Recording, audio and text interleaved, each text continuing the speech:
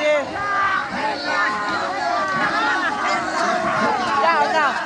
ক্যামেরার চ্যানেল এসেছে, আপনারা দেখতে পারবেন একটু পরে হেলিকপ্টারের মতো একটি ক্যামেরা আপনাদের মাথার উপর ধরবে।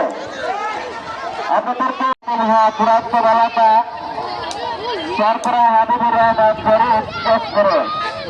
জরিপ এক্সপ্রেস এবং আইডল হাট পুরাতন এলাকা এবং